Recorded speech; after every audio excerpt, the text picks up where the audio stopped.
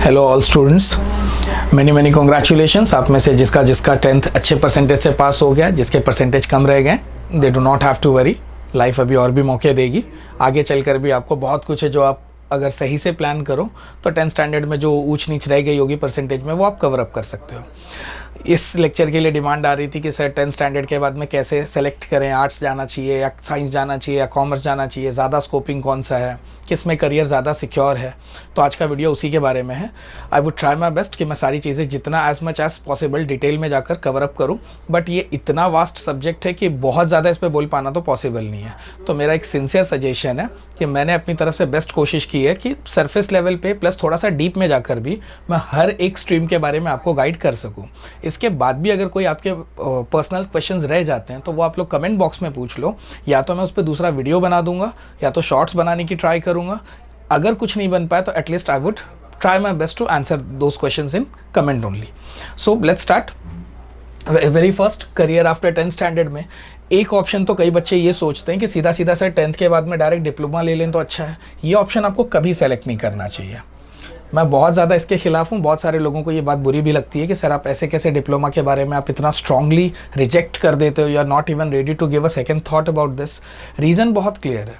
10th standard का बच्चा लगभग अगर मैं अज्यूम कर लूँ 15 साल उसकी उम्र है।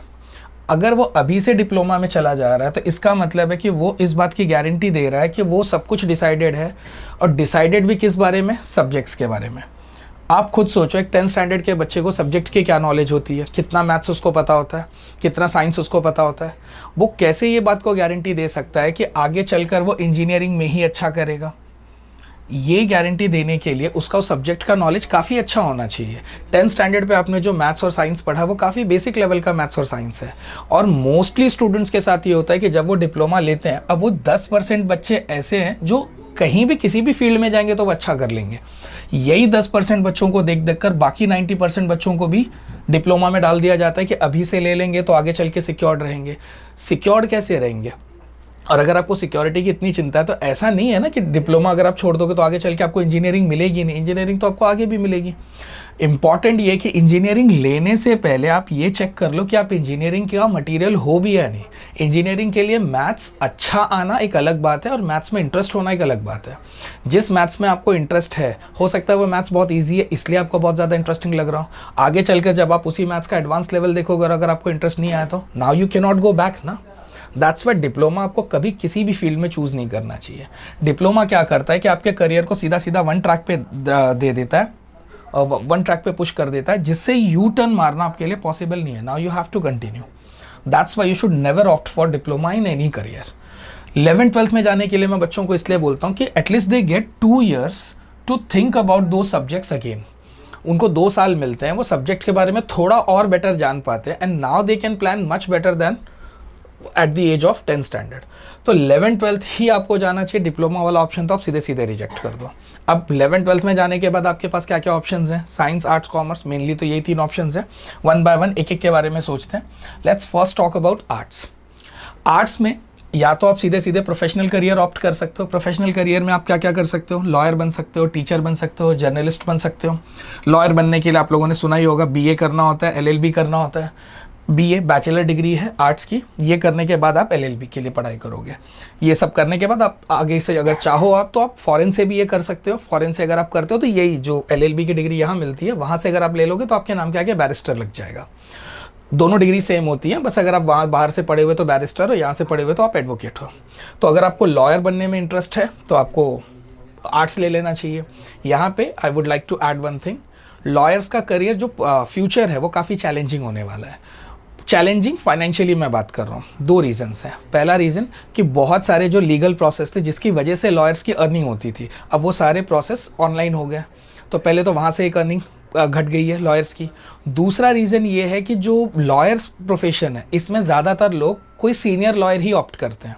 तो एक यंगस्टर का काफ़ी सारा एज चला जाता है in order to prove his existence and his merit in that field. तो लॉयर बनने से पहले आपको 4 बार सोचना चाहिए, क्योंकि अगर आप एक अच्छे लॉयर है भी तो भी जल्दी आपको कोई केस अपना देगा नहीं। इसलिए स्टार्टिंग के कई सारे साल आपके स्ट्रगल में निकल जाते हैं। If you can afford that much struggle तो फिर आप लॉयर बनने की सोचो। नेक्स्ट टीचिंग आप सबको पता होगा, बीए कर लो बैचलर डिग्री, देन उसके बाद में मास्टर डिग्री कर लो, बाद में आप पीएचडी वगैरह एमफिल वगैरह करके आप उसके बाद में टीचिंग कंटिन्यू कर सकते हो। किसी भी कॉलेज में आप एज अ लेक्चरर लग सकते हो। आर्ट्स के काफ़ी सारे अच्छे अच्छे कॉलेजेस हैं, आप उसमें से कहीं पे भी अप्लाई कर दो। If you have good percentage, good command over your speech, तो आप आराम से इसमें टीचिंग कर सकते हो। जर्नलिज्म के लिए अलग से कोर्सेस होते हैं, टूरिज्म जर्नलिज्म करके कोर्स ही होता है, बहुत सारे कॉलेज ऑफर करते हैं। आप चाहो तो वो करके जर्नलिस्ट बन जाओ। आजकल तो काफ़ी सारे न्यूज़ चैनल्स आ गए हैं, तो जर्नलिस्ट के लिए भी आजकल काफ़ी अच्छा स्कोप बना हुआ है। देन इन सब के अलावा अगर आपको कुछ ये सब में से कोई भी चीज़ पसंद नहीं है, पर आपको अगर आर्ट्स लेना है, और क्या क्या चॉइसेस है आपके पास। पहला है बीएफए, इसको बोलते हैं बैचलर ऑफ परफॉर्मिंग आर्ट्स। अगर आपके अंदर कोई आर्टिस्ट है, इफ़ यू थिंक कि आप कुछ आर्ट में अच्छे हो, then you must explore this course. ये दो पार्ट्स में हो जाता है, ऑडियो और वीडियो। ऑडियो में सब पेंटिंग, स्कल्पटिंग ये सब सिखाते हैं, वीडियो में डांसिंग, एक्टिंग ये सब आ जाता है, मतलब स्टेज परफॉर्मेंसेस से रिलेटेड। तो इसकी आपको प्रॉपर ट्रेनिंग दी जाती है। तो या तो आप बैचलर ऑफ परफॉर्मिंग आर्ट्स में चले जाओ, या तो इवेंट मैनेजमेंट, होटल मैनेजमेंट ये सब कोर्सेज होते हैं, इसमें भी आप जा सकते हो। बाकी आप चाहो तो इसमें से किसी भी फील्ड में आप रिसर्च कर सकते हो, सोशियोलॉजी में, साइकोलॉजी में, एंथ्रोपोलॉजी में, इनमें से आप किसी में भी रिसर्च करके आगे आप चलकर गवर्नमेंट के लिए भी काम कर सकते हो, प्लस आप अपनी बुक्स वगैरह भी लिख सकते हो। आर्ट्स लेने से पहले जो मेरा सबसे जनरल सजेशन स्टूडेंट्स को होता है वो हमेशा ये होता है कि आर्ट्स लेने के लिए आपका फाइनेंशियल बैकअप बहुत स्ट्रांग होना चाहिए, क्योंकि आर्ट्स में आगे चलकर जल्दी और ज़्यादा पैसे मिलने के चांसेस बहुत कम है। तो अगर आप बहुत वीक फाइनेंशियल बैकग्राउंड से हैं तो आई वुड नॉट सजेस्ट कि आप आर्ट ऑप्ट करें। आर्ट्स में अगर आपको डिफेंस में जाना है तो भी आर्ट्स आपकी बहुत मदद करेगा, और ये आपने अक्सर सुना होगा कि डिफेंस में जाने वाले ज़्यादातर बच्चे आर्ट्स ही लेते हैं, क्योंकि जो डिफेंस में जाने के लिए जैसे यूपीएससी एमपीएससी के जो एग्ज़ाम्स हैं, इनमें मोस्ट ऑफ द जो सब्जेक्ट्स होते हैं वो आर्ट्स के ही होते हैं। तो ज़्यादातर लोग इस एंगल से यूपीएससी एमपीएससी लेते हैं कि अगर आर्ट्स ले लेंगे तो जो सब्जेक्ट हम अपने आर्ट्स में बैचलर डिग्री में पढ़ रहे हैं वही सेम सब्जेक्ट्स हमको यूपीएससी एमपीएससी में काम आएंगे। हालांकि ये बात पार्टली ट्रू है, उस पर भी मैं आऊँगा लेक्चर के एंड में। पर फिलहाल में अगर आपको डिफेंस में जाना है तो 12th पास करके आप पुलिस, आर्मी ये सब की भर्ती में जा सकते हैं। आपने देखा ही होगा, बहुत सारे आपके आस पड़ोस में भर्ती निकलती होगी, आपने देखा होगा न्यूज़पेपर में आते हैं, कई बच्चे ट्राई भी करते हैं। तो एक तरीका तो ये कि आप 12th पास करो आर्ट्स से और सीधा सीधा पुलिस भर्ती है, आर्मी में चले जाओ। दूसरा है कि आप आर्ट्स में बैचलर डिग्री लो। बैचलर डिग्री बोलते हैं बीए को, मास्टर डिग्री बोलते हैं एमए को। तो आप पहले बैचलर डिग्री लो, बैचलर डिग्री के बाद में आपके पास इतने सारे एग्जाम्स हैं, ये सारे के सारे कॉम्पिटिटिव एग्जाम्स हैं। इनमें से जो भी एग्जाम आप पास करोगे वैसी आपको पोस्ट मिलेगी। सबसे हाईएस्ट लेवल पे एग्जाम आता है यूपीएससी, आपने सुना होगा, आजकल 3-4 साल से काफ़ी बूमिंग है ये एग्जाम, सबसे नंबर 1 पे चल रहा है।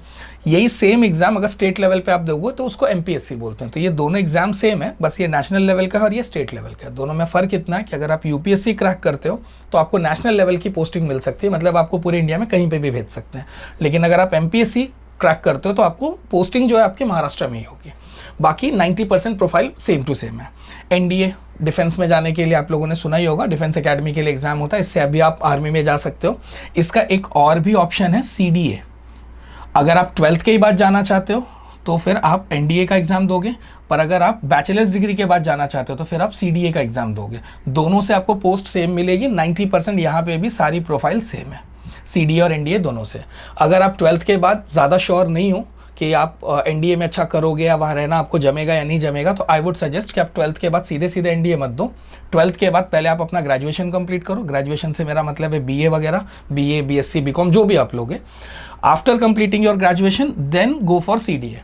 अगर आपने ग्रेजुएशन के बाद में सीडीए निकाल लिया तो सीडीए से भी आपको वही पोस्ट मिलेगी जो आपको एनडीए से मिल रही थी। तो आप पूछोगे कि सर फिर फ़र्क क्या है, फिर 3 साल क्यों वेट करें, क्यों बेफालतू में बीए, बीकॉम, बीएससी में अपना टाइम वेस्ट करें। फ़र्क ये है कि जो 3 साल आप बीए, बीकॉम, बीएससी में इन्वेस्ट करोगे उसमें आपको ज़्यादा क्लैरिटी आ जाएगी कि एनडीए आपके लिए है भी या नहीं। क्योंकि कई बार बच्चे लेने के बाद, वहाँ जाने के बाद स्टक्ड फील करते हैं, उनको लगता है कि नहीं यार अब फंस गया, अब रिटर्न भी नहीं जा सकते, क्योंकि एनडीए की जो पढ़ाई है वो आपको किसी और सेक्टर में कहीं काम नहीं आएगी। तो दैट्स वाई वहाँ जाकर आप फंसा हुआ फील ना करो। उससे अच्छा है कि आप 3 साल लो ग्रेजुएशन के दौरान और एक बार अपने डिसीजन को क्रॉस चेक कर लो कि क्या पक्का आपको वहाँ की जो लाइफ स्टाइल है वो जमेगी। अगर जमेगी तो ही आप उसमें आगे बढ़ो।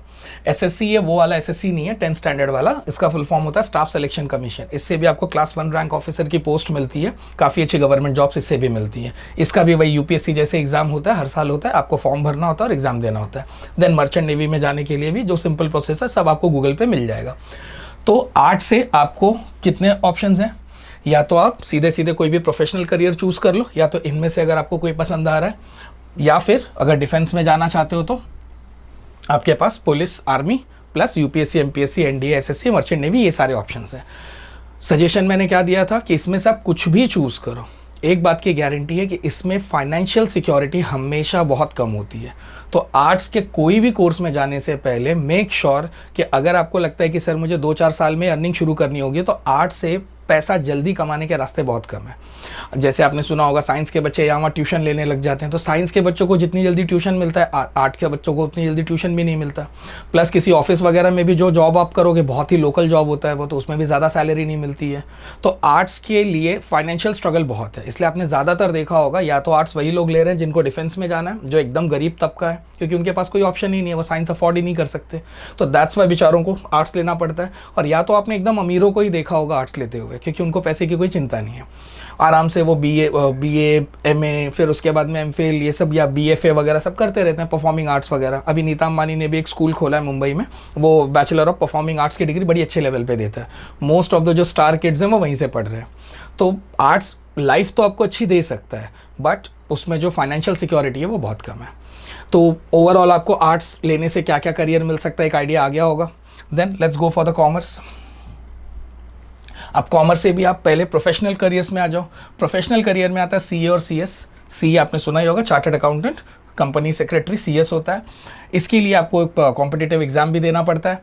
वो देने के बाद में आप सीए बन जाते हो। सीए काफ़ी वैल्यूएबल जॉब प्रोफाइल है, आज भी इसकी डिमांड काफ़ी है मार्केट में। हालांकि इसमें कुछ कमी आई है वही ऑनलाइन प्रोसेस की वजह से, क्योंकि पहले जितने काम सीए करते थे वो सब उन्हीं को पता होते थे, पर अब उसमें से धीरे धीरे जैसे जैसे गवर्नमेंट डिजिटल इकोनॉमी की तरफ बढ़ते जा रही है, वैसे वैसे डिजिटलाइजेशन की वजह से बहुत सारा ऐसा काम जो सीए जिनके पैसे कमाते थे अब वो धीरे धीरे ऑनलाइन होता जा रहा है। पर फिर भी सीए की अपनी एक वैल्यू रहेगी मार्केट में।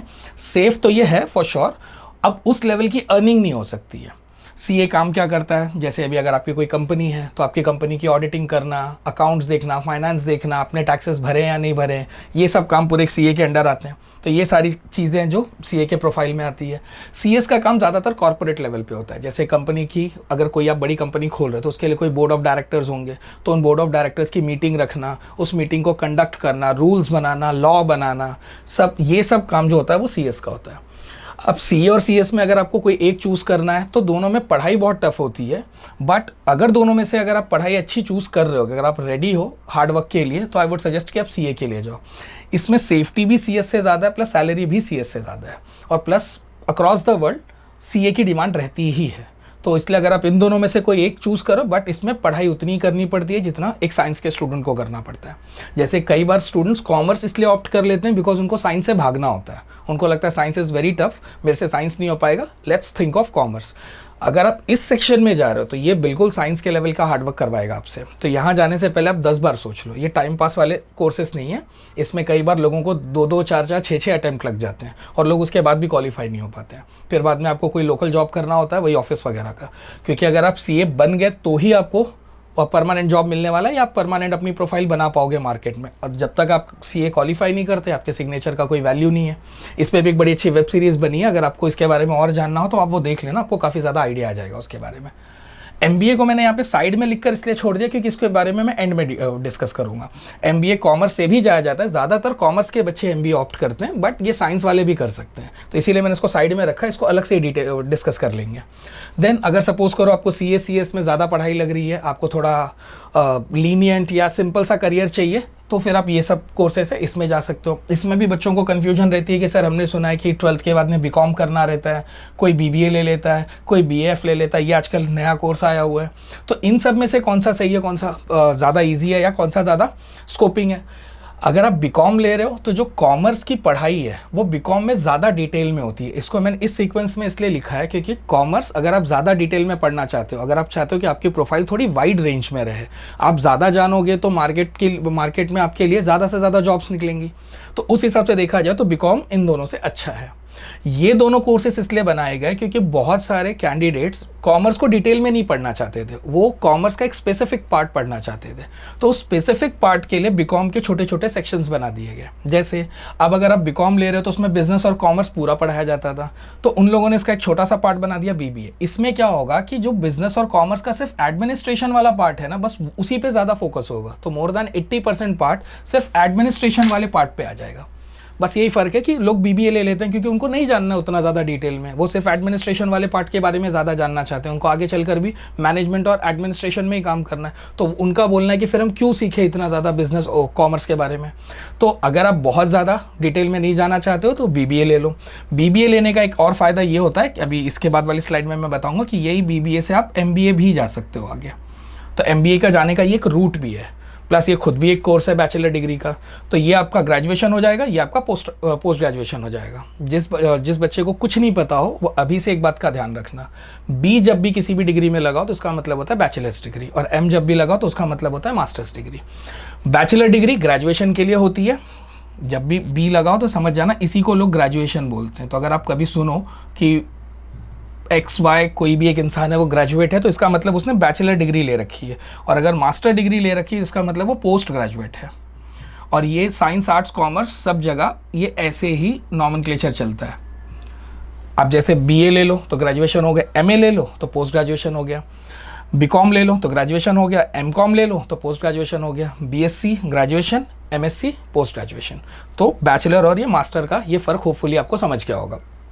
अब बाफ क्या है? It is a bachelor of account and finance. अब इसमें अगर आपको सिर्फ और सिर्फ अकाउंट्स और फाइनेंस में ही इंटरेस्ट है तो फिर कई स्टूडेंट्स का ऐसा रहता है कि फिर हम क्यों इतना ज़्यादा एडमिनिस्ट्रेशन डिटेल में पढ़े, हम क्यों ज़्यादा इतना बिजनेस और कॉमर्स पढ़े। उनका प्योरली फोकस किसके ऊपर है? अकाउंटिंग और फाइनेंस के बारे में। तो जिन बच्चों का purely focus accounting and finance है उनके लिए ये कोर्स डिज़ाइन किया गया है। इन तीनों में मैं आपको नहीं बता सकता कि कौन सा ज़्यादा स्कोपिंग है, क्योंकि तीनों में लगभग सैलरी का लेवल सेम ही रहता है।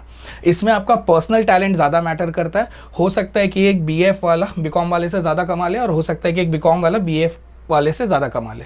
तो यहाँ आपकी सैलरी आगे चल के क्या होगी वो आप ही डिसाइड करते हो based on your extra talent, कि आप कैसे लोगों के साथ जेल करते हो, आप कैसे लोगों के साथ एक टीम वर्क कर लेते हो। वो सब यहाँ पे ज़्यादा मैटर करता है कंपेयर टू डिग्री। बाकी डिग्रीज ऑलमोस्ट ये इक्विवेलेंट डिग्रीज हैं, ऐसा नहीं कि इसमें से ये ले लोगे तो ये बहुत ही ज़्यादा स्कोपिंग है इन दोनों के कंपेयर में। तो इसमें से आपको जितना आप नैरो होकर स्टडी करना चाहते हो, आप अपना टू द पॉइंट स्टडी रखना चाहते हो, उस हिसाब से आप इसमें चूज़ कर लेना। और फिलहाल तो आपको कॉमर्स में आगे चल के क्या क्या जानना है, क्या क्या कर सकते हो वही जानना था। तो उस बेसिस पे आपको एक आइडिया आ गया होगा कि कॉमर्स में आगे चल के क्या क्या करियर्स पॉसिबल है। नेक्स्ट, कॉमर्स से जो मैंने कहा था आपको कि एमबीए जाने का एक रास्ता, ज़्यादातर बच्चे सोचते हैं कि एमबीए कॉमर्स की डिग्री है, तो ठीक है कोई गलत बात नहीं है, पर एमबीए आप साइंस से भी जा सकते हो। लेट्स टॉक अबाउट कि एमबीए अगर कॉमर्स से करना है तो क्या रास्ता है। एक तरीका तो ये कि आप 3 साल का बीबीए करो और फिर उसके बाद में 2 साल का एमबीए कर लो। सिंपल, क्योंकि मैंने अभी आपको बताया था बैचलर्स डिग्री मतलब ग्रेजुएशन, मास्टर्स डिग्री मतलब पोस्ट ग्रेजुएशन। तो ये टोटल 5 साल जाएंगे, इसके बाद में आप एमबीए क्वालिफाई हो जाओगे। आप चाहो, अगर आप अभी से डिसाइडेड हो कि आप बीबीए के बाद एमबीए करोगे ही, तो फिर आपके लिए एक इंटीग्रेटेड कोर्स भी कई कॉलेजेस में दिया जा रहा है, जो सीधा 4 साल में फिर आपका बीबीए और एमबीए करवा देगा, तो आपका 1 साल बच जाता है। कुछ बच्चों का डिसाइडेड नहीं होता कि बीबीए के बारे में एमबीए करेंगे या नहीं करेंगे, तो ऐसे बच्चे पहले बीबीए करते हैं फिर एमबीए में जाते हैं। अब जिनका डिसाइडेड है प्लस परसेंटेज अच्छे हैं, वो लोग सीधे इंटीग्रेटेड प्रोग्राम में चले जाते हैं और 4 साल में उनका पूरा एमबीए कंप्लीट हो जाता है बीबीए के साथ में। दूसरा तरीका ये है कि अभी आप श्योर नहीं हो, सपोज करो अभी आपने कोई आपको डिसाइडेड ही नहीं है कि मुझे बीकॉम करना चाहिए, बीएफ करना चाहिए, बीबीए करना चाहिए, तो अभी आप इसमें से कोई भी एक ग्रेजुएशन की डिग्री ले लो। चाहो तो यहाँ से ले लो, आर्ट्स से भी ले सकते हो और साइंस से भी ले सकते हो। और उसके बाद में एक बार अगर आप ग्रेजुएशन की डिग्री ले लेते हो, जैसे बीए कर लिया आपने, बीकॉम कर लिया या फिर बीएससी कर लिया, इसमें से आप कोई भी एक बैचलर्स डिग्री ले लो, ये तीनों के तीनों ग्रेजुएशन में आएंगे। उसके बाद में कैट करके कॉम्पिटिटिव एग्जाम होता है, ये इंडिया के one of the toughest exams में से है। आपको ये एग्जाम क्लियर करना होगा और अगर आपकी जितनी अच्छी परसेंटाइल होगी उस हिसाब से आपको एमबीए की डिग्री मिलती है, एमबीए का कॉलेज अलॉट होता है। तो अगर इसमें आपका परसेंटाइल बहुत अच्छा होगा तो आपको टॉप कॉलेज मिलेगा, आईआईएम वगैरह, और अगर परसेंटाइल ख़राब होगा तो फिर आपको किसी लोकल कॉलेज से करना पड़ेगा।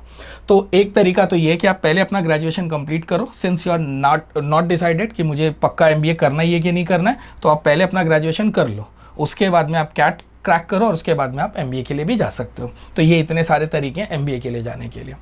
नाउ लास्ट बचता है साइंस। साइंस में भी मैंने 2 पार्ट में डिवाइड कर दिया कि एक या तो आप प्रोफेशनल करियर चूज़ कर लो, इंजीनियर बन जाओ, डॉक्टर बन जाओ या फिर pharmacist. Pharmacy is a dying career, तो मैं इसको ज़्यादा सजेस्ट नहीं करता, क्योंकि आने वाले टाइम में एज अ फार्मासिस्ट आप बहुत ज़्यादा अर्निंग नहीं ला सकते, प्लस सिक्योरिटी भी इसकी धीरे धीरे घटती जा रही है। आने वाले 10 सालों में तो ये काफ़ी ज़्यादा खत्म हो जाएगा। तो मैं फार्मेसी पे ज़्यादा इसलिए नहीं बोलूँगा because I do not support this course. B pharma, M pharma अभी भी बच्चे किए जा रहे हैं विदाउट इवन थिंकिंग कि आगे चल के जब इंडस्ट्रीज़ में ही स्कोप नहीं बचेगा। अभी आपके आस पड़ोस में आपने देखा होगा वेल केयर करके मेडिकल उसकी पूरी फ्रेंचाइजी की चेन बढ़ती जा रही है, प्लस नेटमेट्स की ऐड आती है टीवी पे, तो ये सब तो आप आंख से देख रहे हो। अमेज़ॉन 1 आवर डिलीवरी देने लग गया है। अगर ये सारी चीज़ें फ्यूचर में थोड़ी और एडवांस हो गई तो आप सोचो मेडिकल स्टोर्स खोलने का और कितना ज़्यादा स्कोप बचेगा। ज़्यादातर फार्मेसी करने के बाद लोग मेडिकल स्टोर खोलने का ही ऑप्शन रखते हैं दिमाग में, तो मेडिकल स्टोर के ऑप्शन धीरे धीरे कम होते जा रहे हैं। उसमें भी कोई ना कोई फ्रेंचाइजी बिजनेस आ जाएगा, तो एक आम इंसान के लिए मेडिकल खोलकर चलाना उतना आसान नहीं होगा जितना पहले था। दूसरा, अगर आपको लगता है कि सर लेकिन अगर मेडिकल स्टोर हम नहीं ओपन कर पा रहे, तो क्या वही एक ऑप्शन है, उसके अलावा कोई जॉब वगैरह नहीं कर सकते? फार्मेसी के जो जॉब होते हैं पहले तो लड़कियों को सूट नहीं होते हैं, क्योंकि अगर आप देखोगे उनका ज़्यादातर जॉब फील्ड जॉब होता है, और फील्ड जॉब वो लड़कियों के लिए नहीं बना हुआ है। बहुत जो लोग जिनके बीच में आप काम करोगे वो एनवायरनमेंट लड़कियों के लिए बहुत ज़्यादा सुटेबल तो नहीं है। तो जिसने भी अगर आपके आस पड़ोस में अगर कोई फार्मेसी में होगा जॉब पे, तो आप उससे बात कर लो, वो भी आपको गाइड कर देंगे कि नहीं ये लड़कियों के लिए तो पहले ये फील्ड नहीं है। लड़कियों के लिए मैं टैलेंट वाइज नहीं बोल रहा हूँ, वो माहौल अच्छा नहीं होता, उस एंगल से मैं बोल रहा हूँ। तो फार्मेसी से कई बच्चे जो सोचते हैं कि सर जॉब वगैरह भी तो कर सकते हैं, पहली बात तो इसमें जॉब की सैलरी बहुत कम है, 12-13 हज़ार रुपये तक की सैलरी पे काम करना होता है, और रेयर चांसेस है कि आप उससे बहुत ज़्यादा राइज कर सको। बहुत आप बढ़ गए 17-18-20 हज़ार। आपने देखा होगा मेडिकल स्टोर्स पे कई लोग बड़ा सा बैग लिए मेडिसिन जो उनको देने आते हैं, वो ज़्यादातर लोग यही सब बी फार्मा वगैरह करके आते हैं। दूसरा, उनकी कंपनी में भी जॉब है, पर इसमें जो आने वाले टाइम में एडवांसमेंट आ रही है उसकी वजह से जॉब डिक्लाइन बहुत सीवियर होने वाला है। तो 5-7 साल के बाद आपको ये बात समझेगी कि मैंने क्यों फार्मेसी को ज़्यादा सजेस्ट नहीं किया था। तो आई वुड नेवर सजेस्ट कि आप फार्मेसी को ऑप्ट करें, बाकी जैसी आपकी इच्छा। So either you should go for engineering और मेडिकल। अब इंजीनियरिंग और मेडिकल में आपको जाना चाहिए या नहीं जाना चाहिए, ज़्यादातर बच्चे यही पूछते हैं कि सर ये करें या ये करें। ये डिसीजन आपके सब्जेक्ट पे डिपेंड करता है। If you are good in maths you must surely go for engineering, and if you are good in bio then you should go for medical. तो ये डिसीजन कोई आपके मम्मी पापा टीचर नहीं ले सकता, ये सब्जेक्ट के बेसिस पे ये डिसीजन लिया जाता है। अगर मैं आपको बोल दूं कि नहीं इंजीनियरिंग बहुत अच्छी है, पर अगर आप एडवांस मैथ्स में कंफर्टेबल नहीं हो तो आप आगे चलकर इंजीनियरिंग में कुछ अच्छा नहीं करोगे। और अगर मैं आपको बोलता हूँ कि नहीं आपका बायो बहुत अच्छा है, और सच में अगर आपका बायो बहुत अच्छा है, तो you will surely do magic in medical. तो आप कहाँ सही करोगे कहाँ सही नहीं करोगे, ये सब कुछ आपके सब्जेक्ट की स्ट्रेंथ पे डिपेंड करता है, और वो स्ट्रेंथ आएगी आपके इंटरेस्ट से। तो आपका इंटरेस्ट कोई और कैसे डिसाइड कर सकता है? दैट्स वाई किसी और से मत पूछो कि आपको इंजीनियरिंग में जाना चाहिए, मेडिकल में जाना चाहिए। अक्सर बच्चों का सवाल ये होता है कि सर इसमें से ज़्यादा स्कोपिंग कौन सा है। स्कोप ऐसे डिसाइड नहीं होता, स्कोप डिसाइड होता है आप उस सब्जेक्ट में कितने अच्छे हो। जितना आपके पास मेरिट होगा उस सब्जेक्ट का, उतना ज़्यादा आपका स्कोप होगा। आप डॉक्टर्स देख लो, आपको बहुत सारे डॉक्टर्स दिखेंगे, हैं तो सबके सब डॉक्टर ही, पर एक डॉक्टर कम कमाता है, एक डॉक्टर ज़्यादा कमाता है। तो ये जो आपकी सैलरी और स्कोप, ये आपकी पर्सनल स्किल पे डिपेंड करता है, और स्किल डिपेंड करेगी आपके इंटरेस्ट पे। अब अगर आपको इंटरेस्ट है ही नहीं, पर किसी ने आपको बोल दिया कि नहीं आप इंजीनियरिंग में चले जाओ, तो आप खुद सोचो ना कि आप किस लेवल का इंजीनियर बनोगे। और एक एवरेज लेवल के इंजीनियर को ऑब्वियसली बहुत अच्छी सैलरी नहीं मिलेगी। So always think twice before asking to anyone else. Engineering और मेडिकल में जाने का डिसीजन आपका अपना होना चाहिए, और वो डिसीजन आना चाहिए हमेशा और हमेशा आपके सब्जेक्ट्स के इंटरेस्ट पे। आपको ये ज़्यादा अच्छा लगता है तो फिर आपको इंजीनियरिंग में जाना चाहिए, ये ज़्यादा अच्छा लगता है तो मेडिकल में जाना चाहिए। नाउअडेज अगर आप देखोगे तो इंजीनियरिंग का काफ़ी सीवियर डिक्लाइन हुआ है। तो फिलहाल की अगर कंडीशन में मैं बोलूँ तो medical is much better than engineering. उसके कई सारे रीजन है। अगर आप नेट पे भी सर्च करोगे तो इंजीनियर अभी जस्ट 1 साल में 600 मेडिकल इंजीनियरिंग कॉलेज ही बंद हो गए। अभी 1 महीने पुरानी न्यूज़ है कि आईआईटी बॉम्बे के कुछ 34% स्टूडेंट्स को जॉब नहीं मिला है। तो आईआईटी बॉम्बे हमारे यहाँ का टॉप मोस्ट इंजीनियरिंग इंस्टीट्यूट है। जब उसका ये हाल है तो अब बाकी के प्राइवेट इंस्टीट्यूट्स का सोच लो। तो मैं आपको ऐसा नहीं बोल रहा हूँ कि इंजीनियरिंग पूरी तरह से ख़त्म हो गई है, इंजीनियरिंग में स्कोप ही नहीं है। हाँ, बट स्कोप में डिक्लाइन तो बहुत ज़्यादा हो गया है, और आर्टिफिशियल इंटेलिजेंस की वजह से मोस्ट ऑफ द इंजीनियर्स के जॉब जा ही रहे हैं, और वो अभी और जाएंगे। मेडिकल में सिक्योरिटी ऐसी है कि एक डॉक्टर का आप रिप्लेसमेंट नहीं ला सकते। आप चाहे जितनी टेक्नोलॉजी ला दो, आप डॉक्टर का रिप्लेसमेंट या सब्स्टिट्यूट नहीं ढूंढ सकते। तो ये हमेशा से सेफ करियर था, है और रहेगा। आप चाहे जितनी टेक्नोलॉजी ले आओ, विजिट आप डॉक्टर को ही करोगे। एक एग्जांपल से आप समझो, अगर इस वक्त आपकी तबीयत खराब हो जाए तो हम सबको पता है कि दवाई गूगल पे भी मिल जाएगी। यू कैन गूगल कि अगर मेरे को ऐसे ऐसे सिम्टम्स दिख रहे हैं तो which medicine I should take. But इसके बावजूद भी हम कभी गूगल से मेडिसिन लेते नहीं है, क्योंकि वो एक थ्रेट दिमाग में बैठा रहता है कि नहीं यार एक बार डॉक्टर को दिखा देते हैं, कहीं ऐसा तो नहीं कि हम सिम्टम्स को सही से डायग्नोज नहीं कर रहे हैं। ये डर की वजह से आप विजिट हमेशा डॉक्टर को ही करोगे, तो डॉक्टर की रेलेवेंस हमेशा बनी रहेगी। अब वो कम हो जाए ज़्यादा हो जाए पर रेलेवेंस बनी रहेगी, तो इसमें कुछ खास डिक्लाइन नहीं आएगा। पर इसमें तो अभी इतना ज़्यादा डिक्लाइन आ चुका है और आर्टिफिशियल इंटेलिजेंस अभी तक अपने पीक पे नहीं गया है, इट हैज़ जस्ट स्टार्टेड। अब जैसे जैसे आर्टिफिशियल इंटेलिजेंस और पीक पे जाएगा, इंजीनियरिंग और ज़्यादा, I would suggest it is in a very severe danger. तो इसके बारे में थोड़ी रिसर्च करने के बाद ही आपको इसमें जाना चाहिए। तो साइंस में अगर आप इन तीनों में से मेरे से पूछोगे तो I would surely opt for medical. ये सेफ है, आगे भी रहेगा। देन अगर आपको इन तीनों में कोई इंटरेस्ट नहीं है, ये तीनों में इंटरेस्ट बच्चों को इसलिए भी नहीं होता क्योंकि इन तीनों के लिए कॉम्पिटिटिव एग्जाम्स देने होते हैं। तो कई बच्चे होते हैं जो साइंस ले लेते हैं पर बोलते हैं सर हमको ये कॉम्पिटिटिव एग्जाम्स नहीं देने। ये वाकई में बहुत टफ है। जेईई एडवांस तो सुपर टफ एग्जाम है।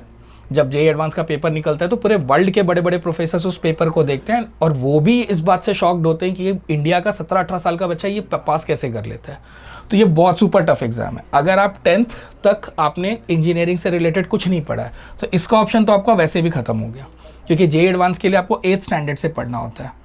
तो अगर आप 10th स्टैंडर्ड तक आ गए और आज आपको पता चल रहा है कि जेईई एडवांस करके कोई एग्जाम होता है जो इंजीनियरिंग में जाने के लिए ज़रूरी है, तो अब आप उसके लिए प्रिपेयर नहीं कर सकते।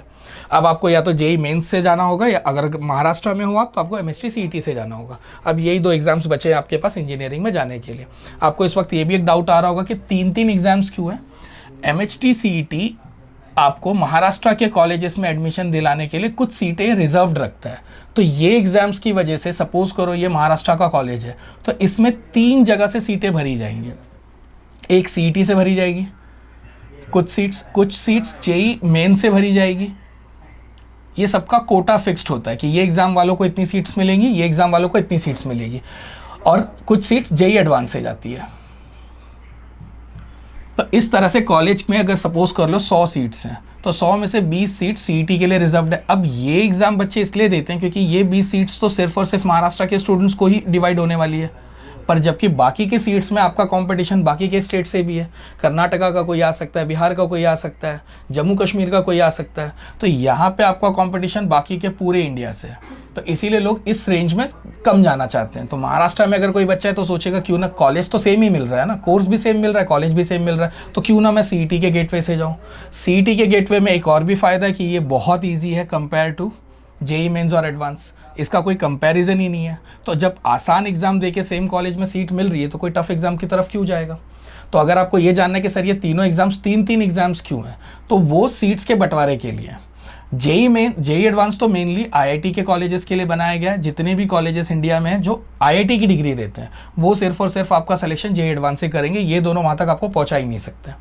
तो अगर आपको आईआईटी से इंजीनियरिंग करनी थी तो वो ऑप्शन अब खत्म हो चुका है, क्योंकि आईआईटी से डिग्री के लिए आपको जेईई एडवांस क्रैक करना पड़ेगा और जेईई एडवांस की प्रिपरेशन आपको 8th स्टैंडर्ड से करनी पड़ती है। 3 से 4 साल तो मिनिमम एग्जॉस्टिव प्रिपरेशन लगती है। तो आई वुड नॉट सजेस्ट कि अब आप आईआईटी का सपना देखें अगर आप 10th के बाद मेरा ये वीडियो देख रहे हैं। तो अभी आपके पास सिर्फ 2 ऑप्शन है। अगर आप महाराष्ट्र से हैं तो आप सीईटी के थ्रू आप सेम कॉलेज में पहुंच जाओ, या फिर जेईई मेंस के थ्रू। इन दोनों में से आप किसी भी एग्जाम से जा सकते हो। जेईई मेंस जेईई एडवांस से काफ़ी ईजी होता है। जेईई मेंस जेईई एडवांस का एक क्वालिफाइंग पेपर भी है कि बिना जेईई मेंस क्वालिफाई किया आप जेईई एडवांस दे भी नहीं सकते। पर ये बात अभी आपके लिए मैटर नहीं करती, तो इसको मैं और ज़्यादा डिटेल में नहीं बताऊंगा। मोटा मोटा आपको समझ गया होगा कि अगर आपको इंजीनियर बनना है तो एग्जाम्स तो 3 है, पर अब इसका ऑप्शन आप खत्म कर चुके हो if you have already passed your 10th standard. इसके लिए बहुत ज़्यादा पढ़ना पड़ेगा। आई वुड सिंसियरली सजेस्ट कि आप उसको अब छोड़ ही दो। जेईई मेंस के थ्रू कोई अच्छा कॉलेज लेकर आप उसमें एडमिशन ले लो अगर आपको इंजीनियरिंग जानी है तो प्रोफेशनल करियर्स में जो थे वो तो मैंने आपको बता दिए। अदर देन दैट अगर आपको ये इसमें से कोई भी कॉम्पिटिटिव एग्जाम नहीं देना है, मेडिकल में जाने के लिए भी नीट होता है। अभी आपने देखा होगा पेपर लीक का मामला चल ही रहा है। लगभग कुछ 24 लाख स्टूडेंट्स अटके पड़े हैं, क्या होगा क्या नहीं। तो अगर आपको मेडिकल में जाना है तो आपको भी वो नीट वाला प्रेशर झेलना होगा। तो इसीलिए ज़्यादातर बच्चों का ऐसा रहता है कि सर ये अभी एनईटी का तो हम लोग सुन ही रहे, इतनी सारी कंट्रोवर्सी चल रही है, पेपर लीक हो गया है, पता नहीं शायद पेपर वापस से हो। अगर आप इस वक्त पैनिक की कंडीशन में हो तो आप यही सोचोगे कि सर मुझे ना एनईटी देना है ना ये सब एग्जाम मेरे से होंगे। कुछ ईजी पॉसिबल है क्या? ईजी ये है कि आप इसमें कोई भी बैचलर डिग्री ले लो, जिसको अभी मैं थोड़ी देर पहले आपको बता रहा था ना, ग्रेजुएशन। तो आप साइंस में ग्रेजुएशन कर लो, पहले बीएससी कर लो, फिर एमएससी कर लो, फिर पीएचडी करके या एमफिल करके आप किसी कॉलेज में लेक्चरर बन सकते हो, सैलरी अच्छी खासी मिल जाती है उसमें भी। अब जब आप बीएससी लोगे तो उसमें आप इतने सारे सब्जेक्ट्स ले सकते हो, फिजिक्स, केमिस्ट्री, मैथ्स, बॉटनी, जू, इसमें से कोई भी ले लो, कोई भी एक चूज़ कर सकते हो आप, या फिर बायोटेक में कर सकते हो आप बीएससी, एंड माइक्रोबायो में कर सकते हो, फायर इंजीनियरिंग भी होती है, इसमें से कोई भी एक सब्जेक्ट में आप बीएससी कर लो, और जो भी सब्जेक्ट आप में लिया रहेगा फिर उसी का आप पोस्ट ग्रेजुएशन कर लेना 2 साल के लिए, ये 3 साल की होती है। तो 3 साल की बीएससी, मान लो आपने फिजिक्स लिया तो 3 साल पहले फिजिक्स में बीएससी किया और फिर 2 साल की आपने उसमें एमएससी कर ली, फिर आप आगे चलकर उसमें और भी डिग्रीज ले सकते हो। तो एक तरीका ये थोड़ा आसान होगा कंपेयर टू इसके, क्योंकि बीएससी में जाने के लिए कोई कॉम्पिटिटिव एग्जाम नहीं है। बीएससी में जाने के लिए आपके पास 12th के परसेंटेज देखे जाएंगे, अगर आपके 12th में अच्छे परसेंटेज है तो आप इसमें से जैसा भी आपने जो कॉलेज चूज़ किया होगा उसकी रैंकिंग के हिसाब से आपको सब्जेक्ट मिल जाएगा और आप बीएससी, एमएससी और पीएचडी जा सकते हैं। वहाँ पे जाने में बस दिक्कत यही है कि ये प्रोफेशनल करियर्स हैं, तो ऑफकोर्स एक ये ज़्यादा सिक्योर्ड है, तभी तो लोग इतना ज़्यादा पागलों की तरह दिन रात इसके बारे में पढ़ रहे हैं, माँ बाप अपना घर बार बेच देते हैं बच्चों को ये सब करवाने के लिए। तो अगर ये टफ़ है तो रिवॉर्डिंग भी है, वो ईजी है तो उसमें उतना रिवॉर्ड भी नहीं है। तो यहाँ जॉब सिक्योरिटी कम है, सैलरी उतनी अच्छी नहीं है, पर यहाँ पे जॉब सिक्योरिटी भी है, सैलरी अच्छी है, प्लस मार्केट वैल्यू काफ़ी अच्छी है इनकी। मेडिकल की तो बहुत ही ज़्यादा मार्केट वैल्यू आपने कोरोना में रियलाइज़ भी किया होगा। तो साइंस को मोटा मोटा मैंने 2 पार्ट में डिवाइड कर दिया, या तो आप इस हिस्से में आ जाओ या तो आप उस हिस्से में चले जाओ। वहाँ जाओगे तो इतने सारे सब्जेक्ट्स में से आप कौन सा लोगे वो तो आप 12th के बाद ही डिसाइड करोगे। अभी के लिए अगर आप 10th स्टैंडर्ड जस्ट पास कर रहे हो और आपको साइंस लेना है तो मेरा एक सिंसियर सजेशन है, always take all the subjects. ये कॉमन मिस्टेक है जो सारे स्टूडेंट्स करते हैं, they always drop either maths और बायो। उनको ये समझा दिया जाता है कि जब आपको इंजीनियरिंग में ही जाना है तो आप बेफालतू में बायो क्यों पढ़ रहे हो, यू मस्ट टेक पीसीएम। और मेडिकल वालों को समझा दिया जाता है कि जब आप मेडिकल में ही जाने वाले हो, मेडिकल वर्ड मेडिकल स्टोर के लिए यूज़ नहीं किया जाता, डॉक्टर बनने के लिए यूज़ किया जाता है। तो अगर आपको डॉक्टर ही बनना है तो फिर टीचर्स आपको बोलेंगे कि जब डॉक्टर बनना डिसाइड कर लिया then why are you going for maths, just take PCB. ये बहुत फालतू और बहुत बुरा डिसीजन है, a student must never take this. क्योंकि वही बात पे मैं वापस से आ जाऊंगा जहाँ से मैंने बात को शुरू किया था। आपने अभी अभी 10th स्टैंडर्ड पास किया है, आप किस बेसिस पे ये डिसाइड कर सकते हो कि आप आगे चल के मैथ्स में अच्छे रहोगे या बायो में अच्छे रहोगे। और मैंने अपने 25 साल के एक्सपीरियंस में ये रियलाइज़ किया है कि कई बच्चे जो आते हैं स्टार्टिंग में बोलते हैं नहीं नहीं सर मुझे इंजीनियरिंग में जाना है। जैसे जैसे हम लोग उनको मैथ्स पढ़ाना शुरू करते हैं, मैंने मैथ्स के भी लेक्चर्स मेरे यूट्यूब पे आपको मिल जाएंगे, तो मैं मैथ्स पढ़ाता हूँ। मैंने देखा है कि बीच में जैसे जैसे एक्सरसाइज थोड़ी और एडवांस होती जाती है उनको मैथ्स नहीं जमता है। बच्चे ने जो मैथ्स देखा है वो 10th स्टैंडर्ड का मैथ्स है, जहाँ पे बस उसने साइन कॉस 10 के फॉर्मूले रट लिए थे, 2-4 sine square theta plus cos square theta equals to 1 वाला फॉर्मूला लगा के उसका आंसर आ जा रहा था। तो उसको लग रहा है कि अब वैसे ही सिंपल सा ट्रिग्नोमेट्री आगे चलेगा, आगे चल के बहुत एडवांस ट्रिग्नोमेट्री लगती है। और हो सकता है वहाँ जाके बच्चे को 20 साल में पता चले कि नाउ ही और she is not comfortable in maths any more. अब वो क्या करेगा, बायो पहले से ड्रॉप कर चुका है, मैथ्स में अब वो कंफर्टेबल नहीं है। अब ऐसे बच्चे का आप सोच लो इंजीनियरिंग करियर क्या होगा। इसीलिए हमेशा चारों सब्जेक्ट्स लो, चारों को पढ़ो, चारों लेके रखोगे आगे चलकर। अगर बच्चों का इसमें क्या आर्ग्यूमेंट है कि सर लेकिन अगर चारों लेंगे तो टाइम डबल जाएगा, तो ऐसा नहीं है कि अगर आप बायो ड्रॉप कर दोगे तो आपका एक सब्जेक्ट कम हो जाएगा। बायो के ऑप्शन में आपको या तो बोलेंगे आईटी लो, या तो सीएस लो, या तो ज्योग्राफी लो, तो टाइम तो आपका यहाँ से यहाँ या यहाँ पे शिफ्ट होना ही है, तो टाइम तो आपका एनीवेज नहीं बचने वाला है। फिर कई बच्चे ये भी आर्ग्यूमेंट देते कि सर पर ये सब ईजी है, तो आप बायो को भी हाफ पढ़ लो। आपका आर्ग्यूमेंट तो यही है ना कि अगर सर ये तीनों ले लेंगे तो टाइम बच जाएगा, तो आप बायो ऐसे भी आप छोड़ने वाले थे, तो इसमें आप 50% ले आओ ना, टाइम तो आप इससे भी बचा सकते हो। जब आपको उसमें करियर नहीं बनाना है then who is asking you to score 100% in this. इस पे भी बच्चे ये आर्ग्यूमेंट देते हैं कि सर इससे हमारे 12th के परसेंटेज ख़राब हो जाएंगे। फर्स्ट ऑफ ऑल आपके 12th के परसेंटेज सिर्फ एक एलिजिबिलिटी का काम करते हैं, करियर आपका NET JEE से ही बनता है। अगर आप मेडिकल में जाने वाले हो तो ये आपके लिए इंपॉर्टेंट है, अगर आप इंजीनियरिंग में जाने वाले हो तो ये आपके लिए इंपॉर्टेंट है। 12th में अगर आपने एक बार 50-60%, ये चेंज होते रहता है, राइट नाउ ये 50 चल रहा है, पर फिर भी सेफ साइड पे मैं 60 लिख देता हूँ। 12th में अगर आपने इतने परसेंटेज ला दिए, इसके बाद में 12th का कोई यूज़ नहीं है। 12th सिर्फ एक एलिजिबिलिटी एग्जाम है, ये 12th में इतने परसेंटेज के बाद ही आप ये दोनों दे सकते हो। करियर आपका यही दोनों एग्जाम डिसाइड करेंगे, तो आप इसी पे फोकस करो।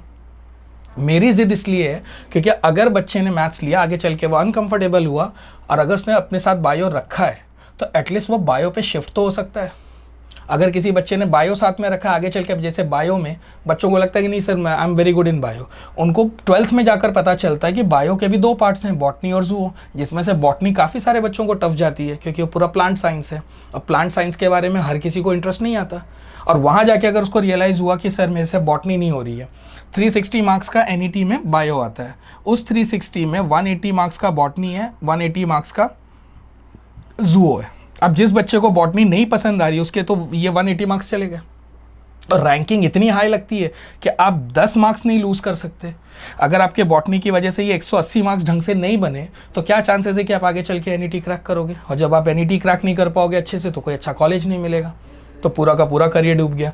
अब ऐसे केस में अगर आपने चारों लेकर रखा होगा, आपको अचानक से रियलाइज़ हुआ कि आई am not good at botany, तो आप कम से कम मैथ्स एक बार ट्राई करके तो देखोगे, हो सकता है आपको मैथ्स जम जाए। और ऐसा कई बार देखा गया, जो बच्चे को लगता है कि मेरा बायो बहुत अच्छा है उसको अचानक से मैथ्स अच्छा लगने लग जाता है, जिसको मैथ्स अच्छा लग रहा था उसको अचानक से बायो अच्छा लगने लगता है।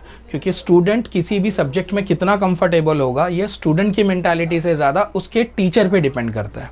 कई बच्चों के साथ ऐसा होता है कि जब वो 11th-12th में जाते हैं तो उनको मैथ्स का टीचर बहुत अच्छा मिल जाता है, और मैथ्स का टीचर अच्छा मिलने की वजह से उनको मैथ्स जमने लग जाता है, जो कि उनको 10th तक नहीं जम रहा था।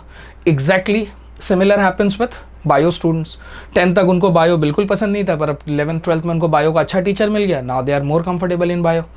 तो इसमें क्या होगा क्या नहीं होगा ये आप अभी के अभी डिसाइड नहीं कर सकते।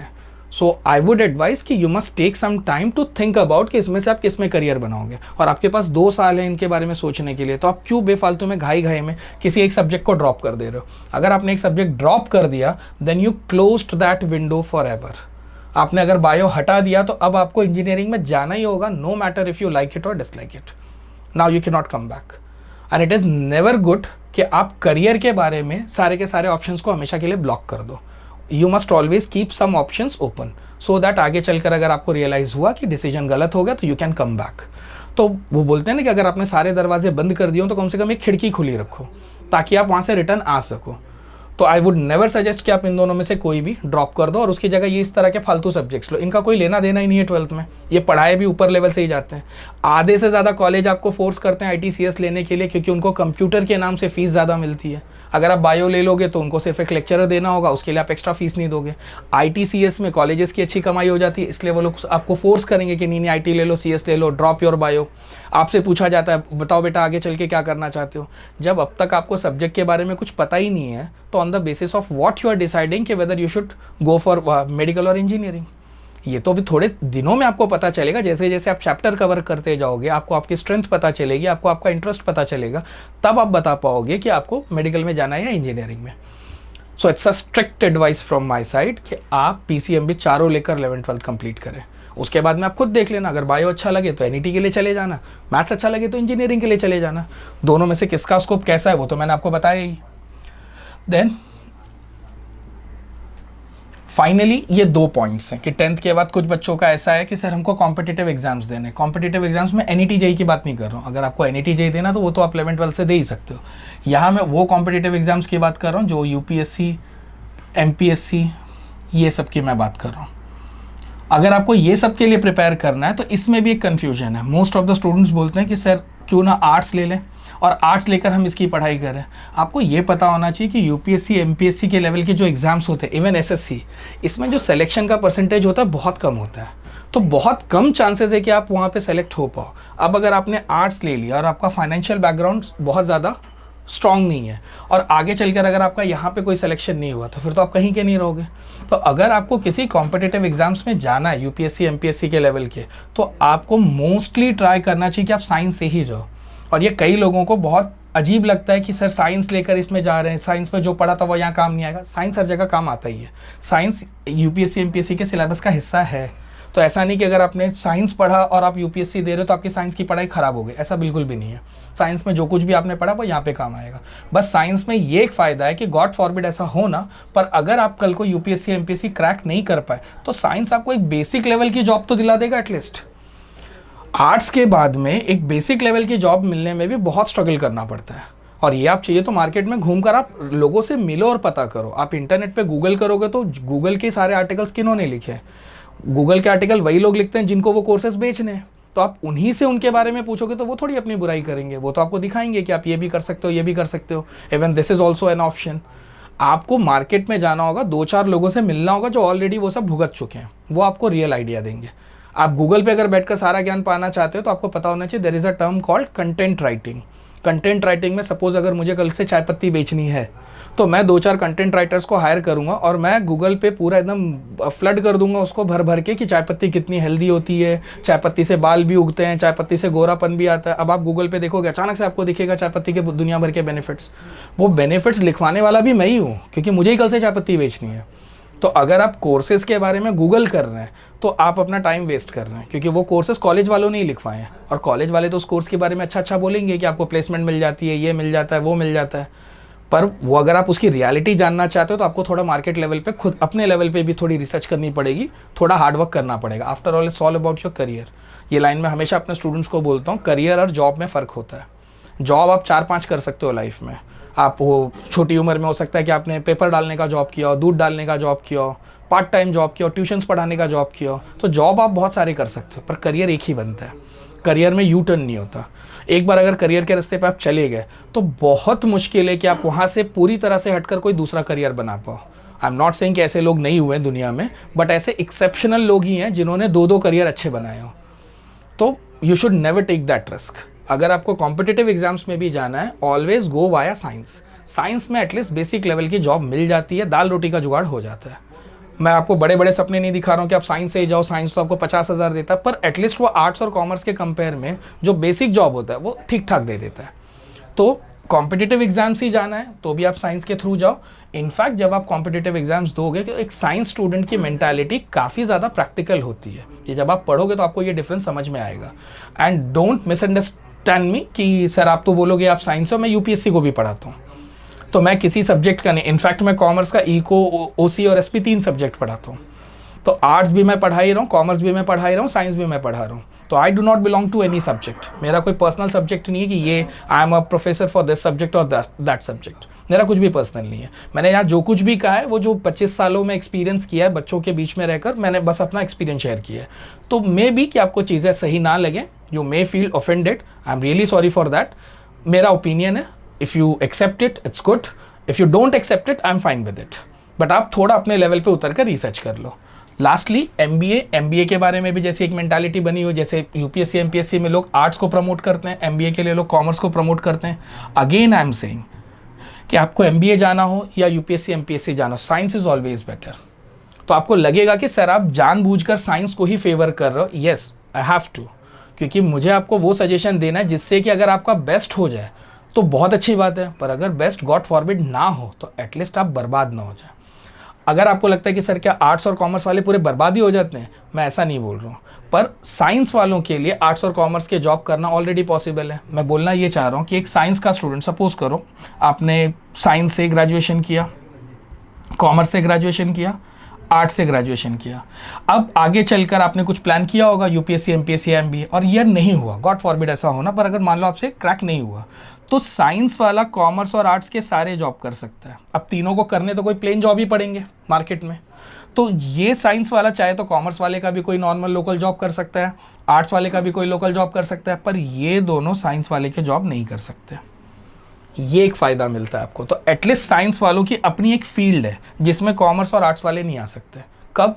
जब आप फेल हो जाओगे अपने मेन एग्जाम में। तो again I am saying God forbid ऐसा होना, पर अगर लाइफ कल को आपको ऐसा दिन दिखाती है कि आपने जो मेन एम रखा था वो अचीव नहीं हुआ, तो साइंस में एटलीस्ट स्ट्रगल इन दोनों के कंपेयर में कम है। आई एम नॉट सेइंग कि स्ट्रगल है ही नहीं, साइंस अगर आपने ले लिया है तो लोग आपको वो रेड कारपेट वेलकम करेंगे जॉब के लिए, नहीं, उसमें भी स्ट्रगल है, पर इन दोनों के कंपेयर में बहुत कम स्ट्रगल है।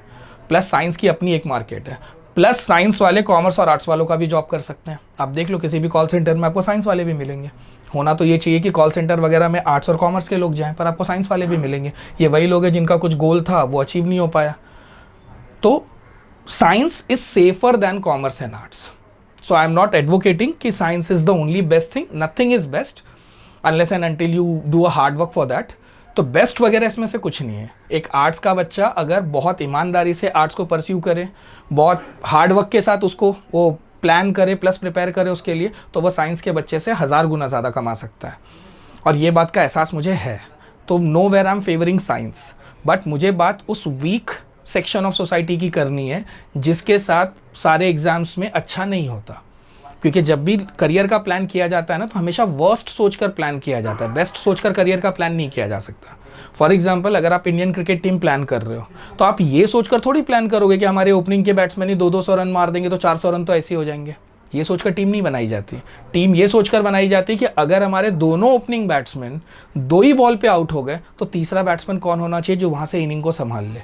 तो लाइफ की भी प्लानिंग ऐसी ही की जाती है कि अगर अच्छा हो गया तो वेल एंड गुड, मैं भी चाहता हूँ कि आपके साथ अच्छा ही हो, पर अगर कुछ ऊपर नीचे हो जाता है तो उस वक्त आपके पास बचने का कोई रास्ता होना चाहिए। तो मैंने जो कुछ भी बोला है उस एंगल से बोला है कि अगर बच्चे का अच्छा हो रहा है तो फिर तो बहुत अच्छी बात है, ऊपर वाला करे कि वो आर्ट से भी अच्छा करे, कॉमर्स से भी अच्छा करे, पर गलती से अगर कुछ ऊंच नीच हो जाती है तो उसके पास कम से कम पीछे पलटने के रास्ते होने चाहिए, और वो रास्ता साइंस काफ़ी ईजिली दे देता है। ऐसा रास्ता आपको बाकी कॉमर्स और आर्ट्स में ढूंढना थोड़ा ज़्यादा डिफिकल्ट होगा compare to science. That's all I mean. तो आप उसका कहीं और कुछ मतलब मत निकाल लेना that I am favouring science. बस मेरा बोलने का मतलब यही है कि साइंस, आर्ट्स और कॉमर्स में अगर आप 10th के बाद ले रहे हो तो आपको साइंस ऑप्ट करना चाहिए। एक और अच्छी बात बता देता हूँ, कई बार स्टूडेंट्स बोलते हैं कि सर लेकिन मुझे कॉमर्स में ही जाना है, तो ये बात बहुत कम बच्चे जानते हैं। सपोज़ करो आपने 11th + 12th साइंस से किया और बाद में आपको लगा कि अरे सर आपके चक्कर में फंस गया, आपकी बात सुनकर मैंने साइंस ले लिया तो मुझे साइंस नहीं जम रहा है, तो आपको जानकर अच्छा लगेगा कि 12th साइंस के बाद में आप कॉमर्स कंटिन्यू कर सकते हो। तो ये जो आपने 11th और 12th की पढ़ाई की थी ना, ये वेस्ट नहीं होगी, आप 12th पास कंसीडर किए जाओगे। पर अब आप इसी को अदर वे अराउंड ले लो, आपने 11th और 12th कॉमर्स से किया और अब आपको कोई समझा रहा है और आपको रियलाइज़ हुआ 2-4 लोगों से मिलने के बाद कि यार गलती हो गई कॉमर्स लेकर, तो अब आप साइंस में नहीं आ सकते। सो ये वन वे है, आप साइंस से कॉमर्स में जा सकते हो और आपने जो 2 साल 11th 12th को दिए थे वो वेस्ट नहीं होंगे, पर आप कॉमर्स से साइंस में नहीं आ सकते। अगर आप 12th कॉमर्स से पास हो गए और साइंस में आना चाहते हो तो ये पूरा 12th तक का टाइम आपका कंसीडर नहीं किया जाएगा, आपको फिर से बोला जाएगा 11th और 12th साइंस से ही पास करना होगा आपको, मतलब 11th 12th आपको दोनों रिपीट करना पड़ेगा, जबकि साइंस वालों को ये रिपीट नहीं करना पड़ता। तो एनीवे साइंस आपके लिए बेनिफिशियल है, आप साइंस ले लो, जम गया तो कंटिन्यू कर देना, नहीं जमा तो चले जाना कॉमर्स में, आपका 2 साल वेस्ट तो नहीं हुआ ना। सो आई होप मैं आप लोगों को एटलीस्ट सरफेस लेवल पे तो समझाने में कामयाब रहा रहूँगा कि मैं क्या बोलना चाह रहा था और कैसे व्यू से सोचकर आपको अपना करियर और आगे का फ्यूचर डिसाइड करना चाहिए।